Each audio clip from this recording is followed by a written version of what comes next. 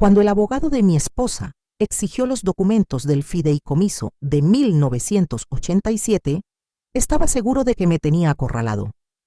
En su mente, esos papeles probarían que yo escondía millones de dólares en cuentas extranjeras.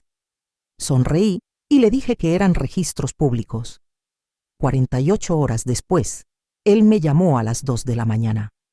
Su voz temblaba. Lo que encontró no solo destruyó el caso de su clienta, expuso una mentira de 35 años que cambiaría nuestra historia para siempre. Me llamo Mateo Valdés. Tengo 62 años y, durante la mayor parte de mi vida, he trabajado con mis manos. No soy un hombre de oficina. Soy un hombre de tierra, de vides y de sol. Mi abuelo, Ricardo Valdés, fundó Viñedos Valdés en 1964 en el corazón de Mendoza. Comenzó con una sola hectárea de tierra seca y un sueño imposible. Para cuando me entregó las llaves en 1989, teníamos 3 bodegas y una reputación de producir el mejor Malbec de la región. Un vino que hacía llorar a los expertos. Me casé con Camila en 1992. Ella tenía 24 años, acababa de terminar la universidad y tenía una sonrisa capaz de vender hielo en la Antártida. Yo tenía 29 y era lo suficientemente estúpido como para confundir la ambición con el carácter. Tuvimos 3 hijos. Diego llegó primero, 2 años antes de la boda. Sí, así empezamos. Luego vinieron Sofía y Lucas. Durante años, todo parecía perfecto desde fuera. Camila dirigía el desarrollo comercial mientras yo me ocupaba de las operaciones. Ella traía a los clientes. Yo entregaba el vino. Asistíamos a galas benéficas, organizábamos asados los domingos, sonreíamos para las fotos, el paquete completo del éxito. Pero debajo de esa superficie brillante, algo se estaba pudriendo. La primera grieta apareció hace 3 años. Noté discrepancias en nuestras cuentas operativas. Cantidades pequeñas al principio. $5,000 aquí, 8,000 allá. Cuando le pregunté a Camila, lo descartó como pagos a proveedores o gastos de marketing. Le creí porque quería creerle. Porque cuestionar a la mujer con la que has compartido 3 décadas se siente como admitir que has sido un tonto. Entonces llegó el golpe final. No fue en privado. Camila necesitaba espectáculo. Ocurrió durante la Fiesta Nacional de la Vendimia. Había 300 invitados, cámaras de televisión y socios internacionales. Yo estaba en el escenario, a punto de brindar por una cosecha récord. De repente, un hombre desconocido subió los escalones. Llevaba un traje barato y un sobre amarillo en la mano. El silencio en el salón fue absoluto. «¿Señor Mateo Valdés?», preguntó el hombre con voz lo suficientemente alta para que los micrófonos la captaran. «Soy yo», respondí sin soltar mi copa. «Está usted notificado». Me entregó el sobre y bajó rápidamente. Las cámaras disparaban ráfagas de flashes. Miré hacia la primera fila. Camila estaba allí, con su vestido rojo de diseñador bebiendo champán. No parecía sorprendida. Me estaba mirando fijamente, con una media sonrisa fría y calculadora. Quería verme destrozado frente a la élite de Mendoza. Quería que perdiera los estribos, que gritara, que le diera material para su narrativa de víctima. No le di ese gusto. Dejé el sobre en el atril, miré a la multitud y levanté mi copa. Parece que esta noche celebramos no solo el vino nuevo, sino el comienzo de una nueva etapa. ¡Salud! Bebí de un trago, bajé del escenario y caminé directamente hacia la salida sin mirar atrás. Sentía las miradas de todos quemándome la espalda, pero mantuve la cabeza alta hasta que llegué a mi camioneta. Conduje hasta la bodega principal, lejos de las luces y el ruido. Mi oficina estaba a oscuras, solo iluminada por la luna sobre los viñedos. Abrí el sobre. La petición de divorcio tenía 23 páginas. La mayoría era lenguaje estándar, diferencias irreconciliables, distribución equitativa. Pero la página 17 hizo que mi sangre se helara. Allí estaba. Camila no solo quería la casa y los autos, exigía el control total del fideicomiso familiar Ricardo Valdés de 1987. El documento afirmaba que yo había mantenido el control exclusivo sobre los activos del fideicomiso, negándole a ella su parte legítima de la riqueza familiar. Era una mentira calculada y deliberada.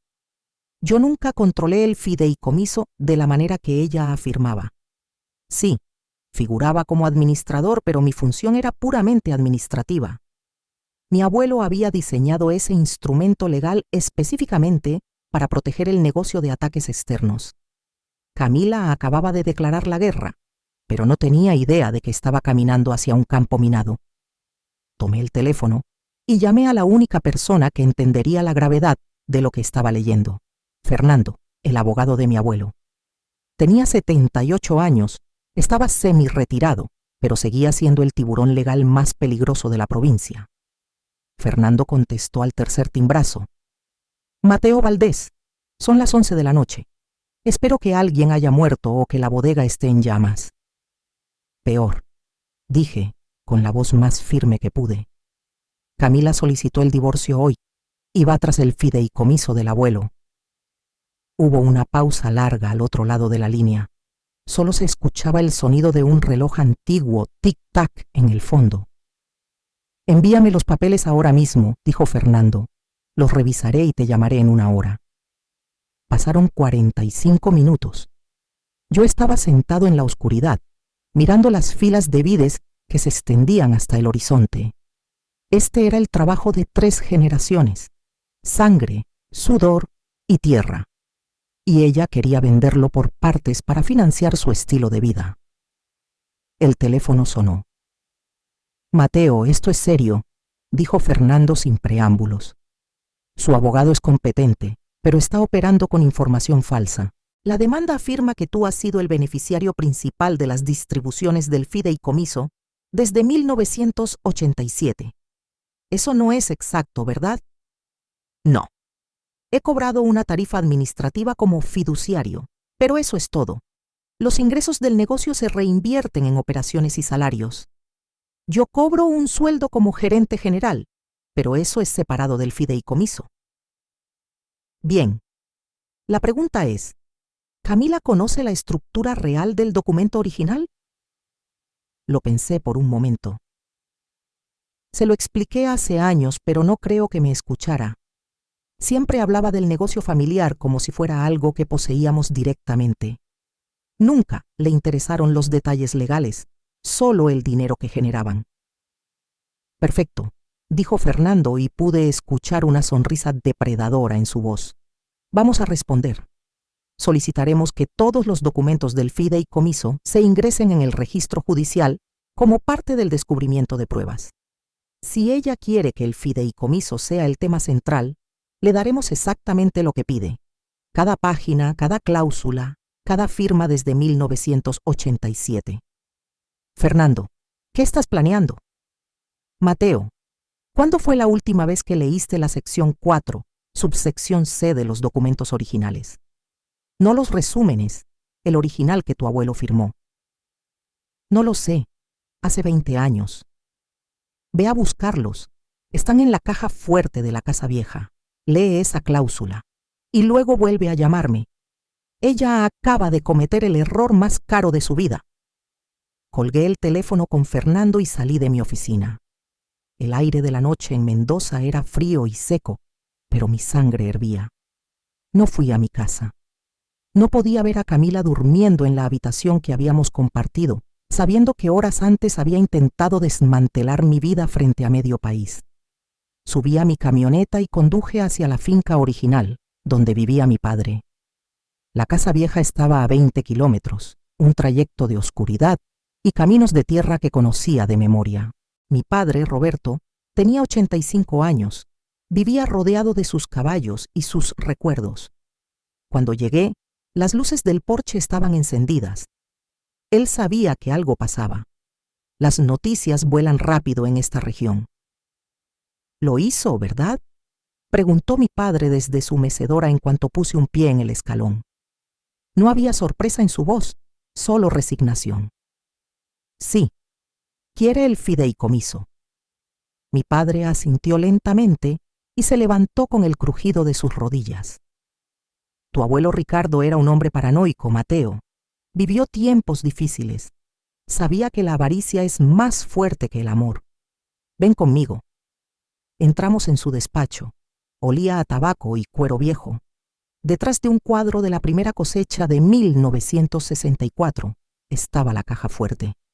No era digital. Era una bestia de acero de 200 libras con dial mecánico. Mi padre giró la rueda. 4 vueltas a la izquierda, 2 a la derecha, una vuelta completa a la izquierda. Los clics metálicos resonaron como disparos en el silencio de la noche. La puerta se abrió con un gemido pesado. Dentro había fajos de documentos atados con cuerda. Mi padre sacó una carpeta de cuero marrón. El original, sin enmiendas. Léelo. Me senté bajo la luz de la lámpara. Mis manos pasaron las páginas amarillentas hasta llegar a la sección 4. Allí estaba. Subsección C. La letra era pequeña, pero el mensaje era brutal. Mi abuelo había escrito una cláusula de muerte súbita legal. El texto decía claramente: cualquier beneficiario por matrimonio que intente alterar, disolver o reclamar activos del capital principal de este fideicomiso a través de litigios o demandas de divorcio, perderá automáticamente y con efecto inmediato todo derecho a distribuciones futuras, presentes o pasadas. La mera presentación de la demanda judicial constituye la activación de esta cláusula. Cerré la carpeta. Sentí un frío en el estómago. Ella no lo sabe, murmuré. Por supuesto que no, dijo mi padre. Si lo supiera, habría pedido una suma fija en efectivo y se habría marchado. Al atacar el fideicomiso, al intentar romper la estructura que protege la tierra, ella misma se cortó la garganta financiera. Ya no tiene derecho a nada, ni un centavo. En ese momento, mi teléfono vibró en la mesa. Era Rogelio, mi jefe de seguridad, un exmilitar que no llamaba a las 3 de la mañana para dar las buenas noches. Don Mateo, perdone la hora, pero el sistema de monitoreo de correos corporativos detectó una actividad inusual en la cuenta de la señora Camila. Habla Rogelio. Hace 6 horas, poco antes de la fiesta, la señora envió 3 correos a una empresa llamada Inversiones Horizonte. Adjuntó mapas de los viñedos del sector norte, los de Santa Elena. Me puse de pie de un salto. Santa Elena era nuestra tierra más fértil. ¿Inversiones Horizonte? Pregunté, sintiendo que la ira reemplazaba al cansancio. ¿Quiénes son? Es una empresa fachada, señor. Hemos estado rastreando sus movimientos en el valle. Son testaferros del grupo Los Medina. El nombre me golpeó más fuerte que la demanda de divorcio. Los Medina no eran empresarios. Eran narcos que lavaban dinero comprando tierras agrícolas para luego secar los pozos de agua y obligar a los vecinos a vender barato. Eran una plaga. ¿Qué les prometió? Exigí saber. Les prometió la venta de 150 hectáreas de Santa Elena tan pronto como el juez le otorgara la mitad de los bienes. El precio pactado es ridículamente bajo. $4 millones en efectivo, depositados en una cuenta en Islas Caimán. La traición de Camila acababa de escalar de la avaricia personal a una amenaza existencial. No solo quería mi dinero, estaba dispuesta a vender el corazón de nuestro legado a criminales que destruirían el valle, todo para obtener dinero rápido y esconderlo del fisco. Ella no solo era una esposa infiel, era una enemiga del negocio y de la familia. Gracias, Rogelio. Guarda esos correos. Haz copias de seguridad en servidores externos. Que nadie sepa que lo sabemos. Colgué y miré a mi padre. Él había escuchado mi tono de voz. ¿Es malo? Peor de lo que pensamos. Camila ya vendió la piel del oso antes de cazarlo, y se la vendió a los lobos. Tomé la carpeta de cuero. Ahora tenía 2 armas nucleares en mis manos, la cláusula 4C y la prueba de que mi esposa estaba conspirando con el crimen organizado para liquidar activos de la empresa. Papá, voy a ver a Fernando. Mateo, Me detuvo mi padre poniéndome una mano en el hombro. Cuando dispares, asegúrate de que no se levante. Por tus hijos. Por mis hijos, repetí. Conduje de regreso a la ciudad mientras el sol comenzaba a teñir de rojo la cordillera de los Andes. Llegué a la oficina de Fernando a las 6 de la mañana. Él ya estaba allí, con una cafetera humeante y los ojos inyectados en sangre. Le puse la carpeta sobre el escritorio y le conté lo de los Medina. Fernando escuchó en silencio, tamborileando los dedos sobre la madera. «Esto cambia la estrategia», dijo Fernando, su voz grave y peligrosa. «Ya no se trata de defensa, esto es un ataque preventivo. Si presentamos esto al juez ahora, el divorcio se volverá un circo mediático y los Medina podrían tomar represalias si se ven expuestos. Entonces, ¿qué hacemos? Dejamos que ella crea que está ganando. Vamos a la deposición la próxima semana. Dejamos que su abogado, ese tal doctor Morales, hable. Dejamos que exijan el cielo y la tierra, y cuando estén en el punto más alto de su arrogancia, les dejamos caer la guillotina de la cláusula 4C. ¿Y los Medina?, pregunté. Esa es tu carta de triunfo final. Si ella intenta pelear la cláusula, si intenta apelar, entonces le mostramos los correos. Le decimos que si sigue adelante, no solo perderá el dinero, sino que irá a la cárcel por intento de fraude corporativo y lavado de activos. Fernando sonrió, pero no había alegría en su gesto. Ella activó la trampa, Mateo. Ahora solo tenemos que esperar a que el cepo se cierre sobre su pierna. Pasé los siguientes días en un estado de calma tensa. Camila seguía viviendo en la casa, pero yo me mudé a la habitación de huéspedes. Nos cruzábamos en los pasillos como fantasmas. Ella hablaba por teléfono en susurros, cerrando puertas cada vez que me veía. Veía en sus ojos esa mezcla de triunfo y nerviosismo. Creía que tenía el control.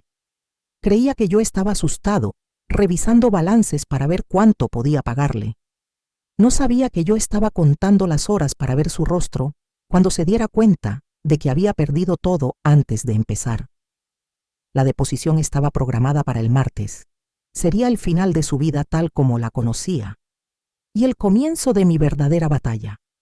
Proteger a mis hijos de la verdad que estaba a punto de salir a la luz, porque en esa misma caja fuerte junto al fideicomiso había encontrado otro documento, uno fechado en mayo de 1990, una prueba de paternidad que mi abuelo había ordenado en secreto. Ese papel me dolía más que la traición con los narcos. Pero si Camila quería guerra total, yo usaría cada bala que tenía en la recámara. El martes de la deposición, el cielo sobre Mendoza estaba plomizo, cargado de una tormenta eléctrica que se negaba a estallar. Era el reflejo perfecto de lo que ocurriría en la sala de conferencias del piso 20. Llegué con Fernando 5 minutos antes. Vestíamos ropa de trabajo simple, nada de trajes italianos. Yo quería que Camila viera al hombre del que se estaba divorciando, el trabajador, no el millonario que ella imaginaba en su cabeza. El despacho del doctor Morales era un monumento al ego, vidrio, acero y vistas panorámicas de la ciudad que él creía dominar. Camila estaba sentada al final de la mesa larga, con la barbilla en alto. A su lado, Morales revisaba papeles con una confianza irritante. Un asistente joven tecleaba furiosamente en una computadora portátil. «Comencemos», dijo Morales sin ofrecernos agua. «No estamos aquí para perder el tiempo. Mi clienta exige lo que es justo». Fernando se sentó y abrió su maletín con un clic seco. «Estamos de acuerdo, doctor. La justicia es el objetivo. La primera hora fue un trámite aburrido. Nombres, direcciones, fechas de matrimonio». Morales intentaba provocarme, preguntando sobre mis horas de trabajo y mis viajes, buscando grietas para insinuar abandono de hogar. Respondí con monosílabos: sí, no, tal vez. Mi calma lo estaba poniendo nervioso. Él esperaba a un hombre desesperado, no a una estatua. Finalmente, Morales cerró su carpeta azul y puso ambas manos sobre la mesa. El momento había llegado. «Señor Valdés, Hablemos del elefante en la habitación, el fideicomiso familiar Ricardo Valdés de 1987. Me incliné hacia adelante. ¿Qué quiere saber? Todo, dijo Morales con una sonrisa depredadora. Usted figura como fiduciario. Durante 33 años ha manejado esos activos como si fueran su propiedad personal. Mi clienta, como su esposa, tiene derecho al 50% del valor total del fondo, incluyendo las tierras, las bodegas y las cuentas de inversión. Miré a Camila. Sus ojos brillaban con codicia. Ya estaba gastando el dinero. Doctor Morales, intervino Fernando con voz suave, antes de que formalice esa demanda en el acta, ¿ha leído usted el documento fundacional original?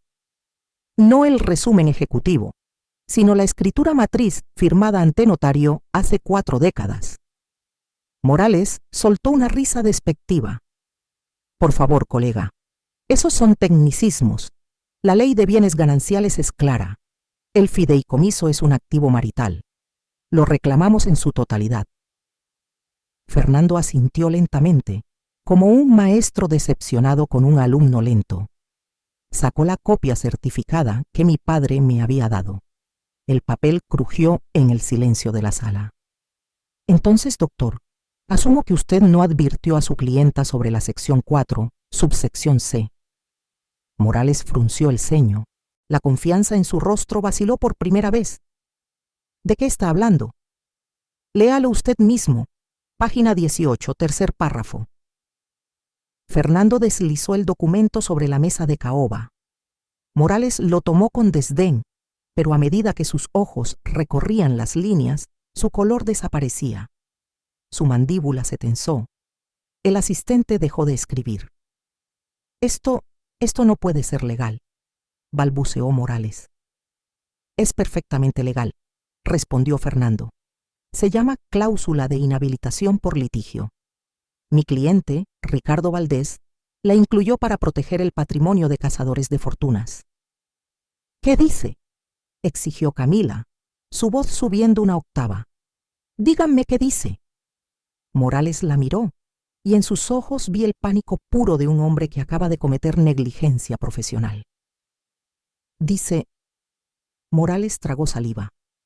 Dice que cualquier beneficiario por matrimonio que intente reclamar la propiedad del fideicomiso a través de una demanda judicial pierde automáticamente cualquier derecho a recibir beneficios, presentes o futuros. La penalización es inmediata e irrevocable. El silencio que siguió fue absoluto. Se podía escuchar el zumbido del aire acondicionado. ¿Qué significa eso?, preguntó Camila, pálida como la cera. Yo respondí, mirándola directamente a los ojos. Significa, querida, que al presentar esa demanda la semana pasada, activaste la trampa. Te has desheredado a ti misma. No recibirás ni un centavo del fideicomiso, ni tierras, ni acciones, ni dividendos. 0. Camila se puso de pie de golpe tirando su silla. Eso es mentira. Es una trampa. Arregla esto, Morales. Señora, usted firmó la demanda, dijo Fernando implacable. Su abogado la presentó ante el tribunal. El acto jurídico ya ocurrió. La cláusula se ejecutó en el momento en que el sello del juzgado tocó el papel. No hay vuelta atrás. Morales intentó recuperar el control, pero sudaba visiblemente. Podemos impugnar la validez de esa cláusula. Es abusiva. Un juez la anulará. Inténtelo, dije yo, levantándome en. Pero le advierto una cosa, doctor. Si decide llevar esto a juicio para pelear esa cláusula, la fase de descubrimiento de pruebas será pública, y entonces tendré que presentar todas las pruebas que tengo sobre la conducta de su clienta. Morales me miró con cautela. ¿A qué se refiere? Me refiero a los correos electrónicos que Camila envió a Inversiones Horizonte. Solté la bomba. Sé que estaba negociando vender 150 hectáreas de Santa Elena al grupo Los Medina. Sé que estaba tratando con testaferros del narcotráfico para liquidar activos familiares antes incluso de tenerlos. Camila dejó de respirar. Se llevó una mano a la boca. Eso es Eso es difamación, susurró ella. Tengo los registros del servidor, las direcciones IP y las copias de los adjuntos, dije fríamente. Si pelean la cláusula del fideicomiso, entregaré todo a la Fiscalía Federal por conspiración para cometer fraude y lavado de activos. Tú eliges, Camila, pobreza digna o cárcel federal. Morales cerró los ojos. Sabía que estaba derrotado. No solo había perdido el caso más grande de su carrera por no leer la letra pequeña, sino que su clienta estaba involucrada en actividades criminales que podrían costarle su licencia si seguía adelante. Necesitamos un receso, dijo Morales con voz ronca. Necesito hablar con mi clienta en privado. Ahora. Fernando cerró su maletín.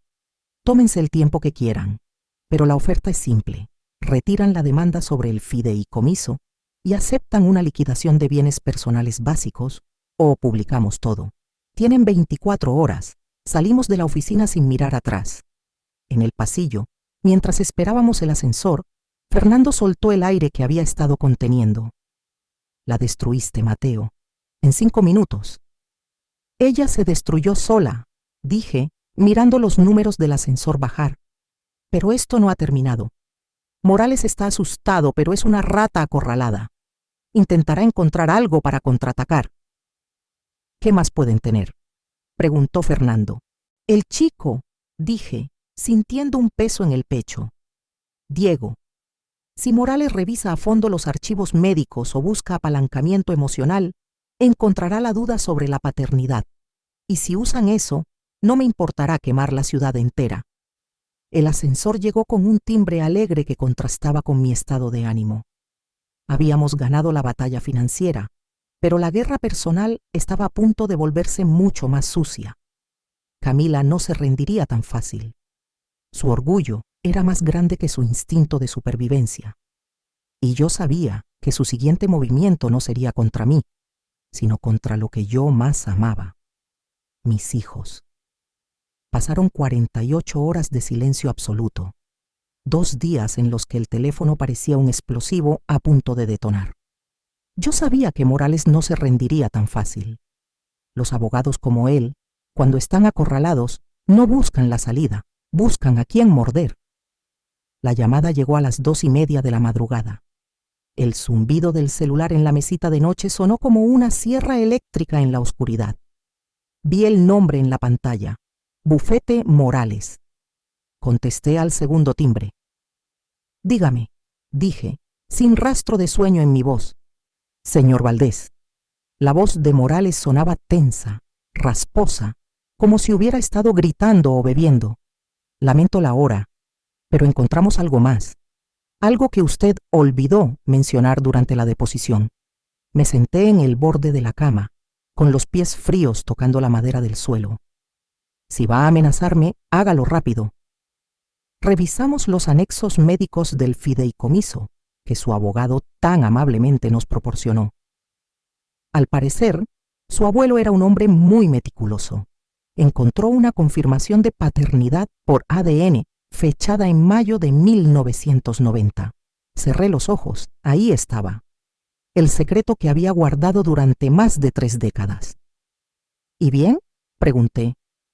El documento confirma que Diego no es su hijo biológico. Hay una coincidencia del 99,9% con un tal Eduardo Silva. Investigué un poco. Era el instructor de tenis de su esposa en el club de campo en 1989. El silencio en la línea era pesado, tóxico. Mi abuelo lo sabía, dije con calma. Él ordenó la prueba antes de incluir a Diego en la línea de sucesión. Yo me enteré 3 meses después de la boda. Pero Diego no lo sabe, ¿verdad?, interrumpió Morales recuperando su arrogancia. Y apuesto a que la sociedad de Mendoza tampoco. Si este caso va a juicio, señor Valdés, ese documento será prueba pública. La legitimidad de su heredero, el futuro de Viñedos Valdés, todo quedará manchado. La gente hablará. Dirán que su imperio lo dirige un bastardo. Apreté el teléfono con tanta fuerza que los nudillos se me pusieron blancos.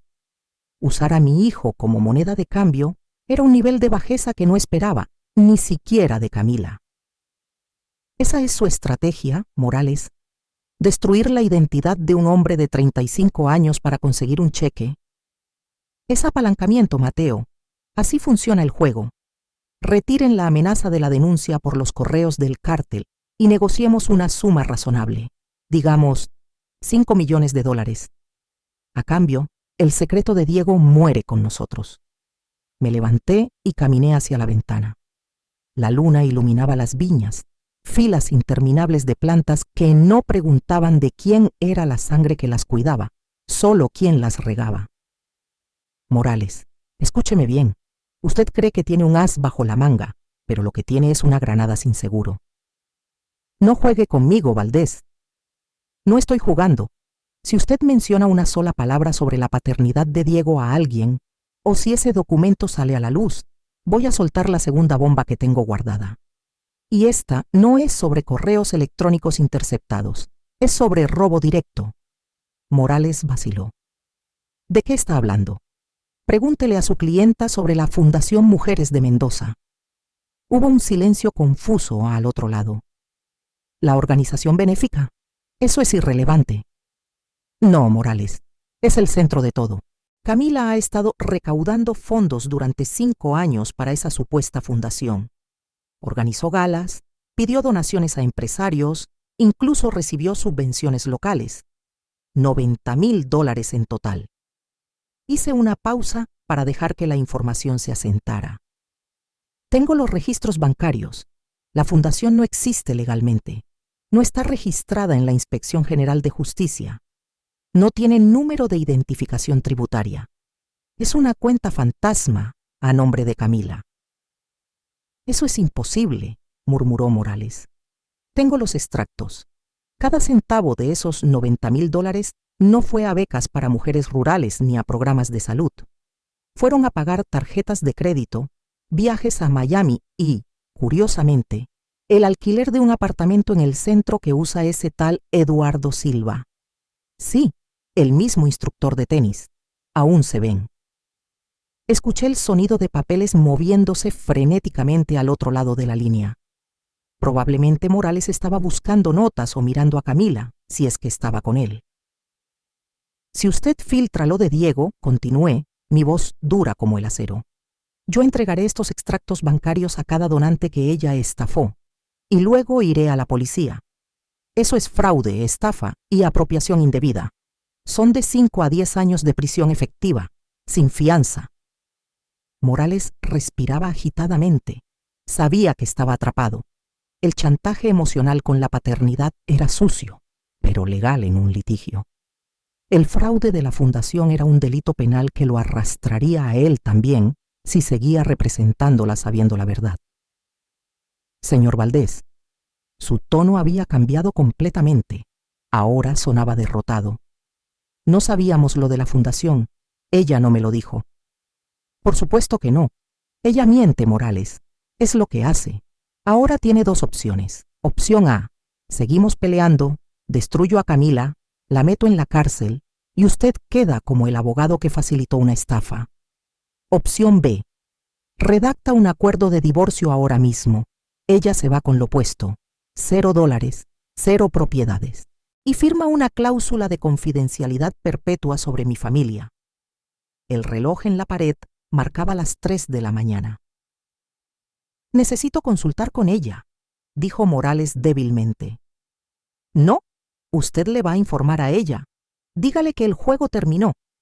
Dígale que si intenta contactar a Diego, si intenta hablar con la prensa, o si veo su cara cerca de mis viñedos, la denuncia por fraude se presenta en 1 hora. Quiero el borrador del acuerdo en mi correo a las 8 de la mañana. Corté la llamada sin esperar respuesta. Mis manos temblaban, no de miedo, sino de adrenalina. Había neutralizado la amenaza legal, pero el daño estaba hecho. Morales tenía razón en una cosa.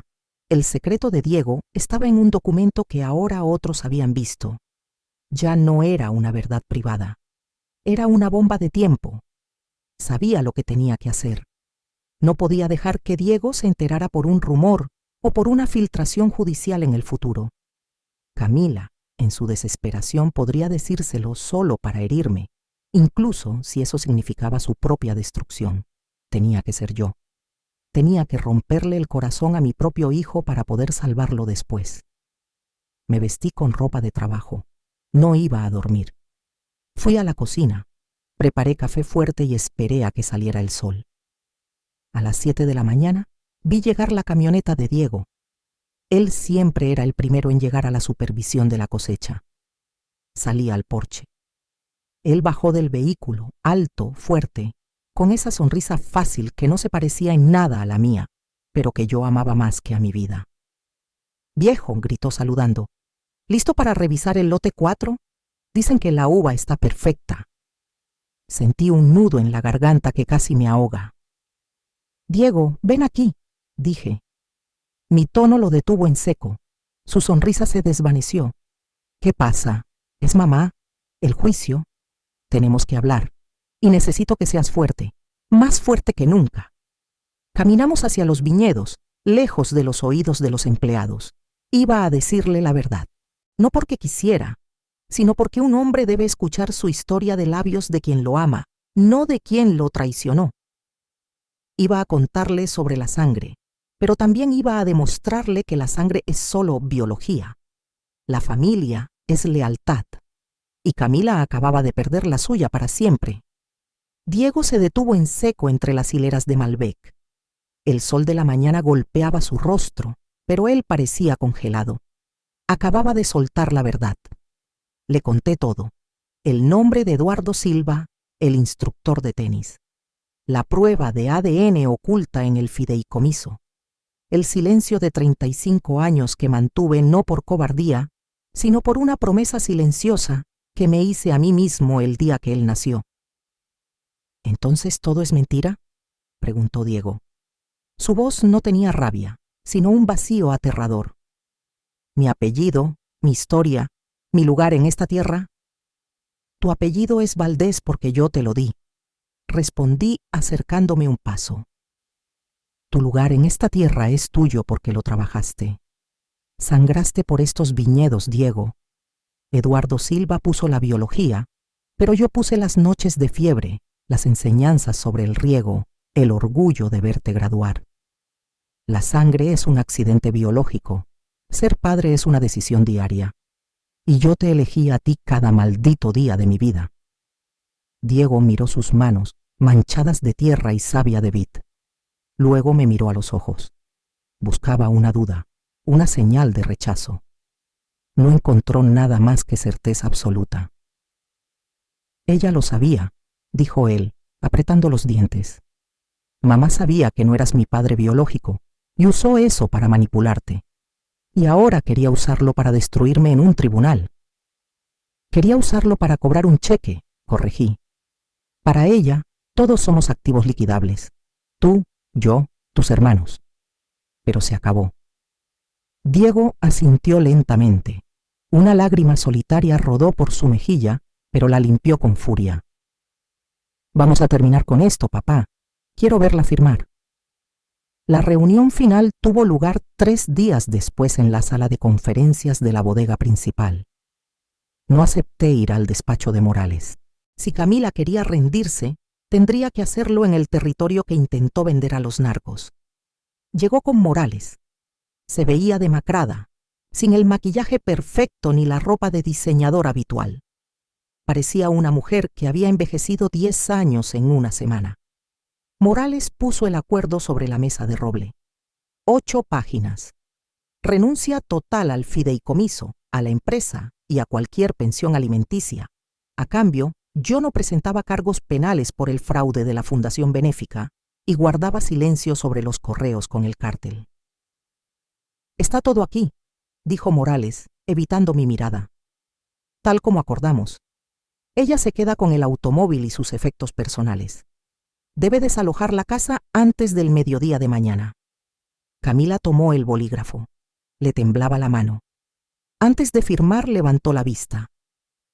Hice todo esto por la familia, dijo, con esa capacidad patológica para creer sus propias mentiras. Quería asegurar nuestro futuro antes de que el negocio cayera.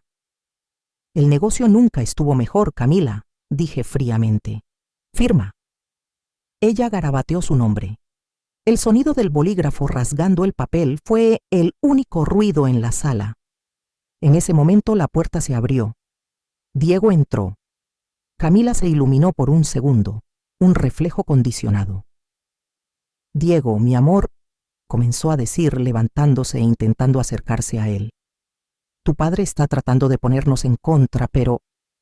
Diego levantó una mano, deteniéndola en seco. No hubo gritos, no hubo drama, solo una frialdad quirúrgica. Lo sé todo, dijo Diego. Su voz resonó en las paredes de piedra. Sé quién es Eduardo Silva, y sé que intentaste vender las tierras de Santa Elena a los Medina. Camila palideció. Miró a Morales, luego a mí, buscando a quién culpar. Diego, tienes que entender. Entiendo perfectamente, interrumpió él. Entiendo que para ti soy una herramienta de negociación, pero te equivocaste de cálculo. Mateo Valdés es mi padre, y tú eres solo una visita que se quedó demasiado tiempo. Camila retrocedió como si la hubieran abofeteado. Por primera vez, vi la realidad rompiendo su burbuja de narcisismo. Había perdido el dinero, sí, pero acababa de perder algo mucho más valioso, la adoración incondicional que siempre exigió. Vete, dijo Diego abriendo la puerta, y no vuelvas a pisar esta bodega. Camila salió escoltada por Morales sin decir una palabra más. Un mes después, Mendoza entera sabía la verdad sobre la Fundación Mujeres de Mendoza. No porque yo hablara, sino porque exigí que ella devolviera los $90,000 a los donantes como parte del acuerdo privado. Tuvo que vender sus joyas y pedir préstamos a familiares lejanos para cubrir el agujero. La vergüenza social fue devastadora. Las mismas puertas que se abrían para la señora Valdés se cerraron de golpe para Camila. Se mudó a Córdoba, a vivir en un apartamento pequeño, lejos de los círculos de poder que tanto amaba. 8 meses después. Estamos en plena temporada de cosecha. El aire huele a uva fermentada y tierra mojada. Estoy en el muelle de carga, viendo cómo salen los camiones con las cajas etiquetadas Reserva Valdés 2024. Diego se acerca con una planilla en la mano. Ha tomado el control total de las operaciones. Trabaja más duro que nadie, ganándose el respeto de los peones no por su apellido, sino por su sudor. Los números de exportación subieron un 12%, dice, señalando la hoja. Y los abogados terminaron de blindar el fideicomiso. Ahora hay 3 firmas requeridas para cualquier movimiento, la tuya, la de mis hermanos y la mía.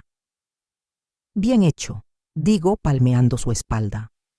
Miro hacia el horizonte, donde el sol se pone detrás de los Andes, pintando el cielo de violeta y naranja. Mi abuelo Ricardo tenía razón al crear ese documento en 1987. Él sabía que el dinero revela la verdadera naturaleza de las personas. A Camila la destruyó su avaricia. A nosotros la crisis nos obligó a definir quiénes somos.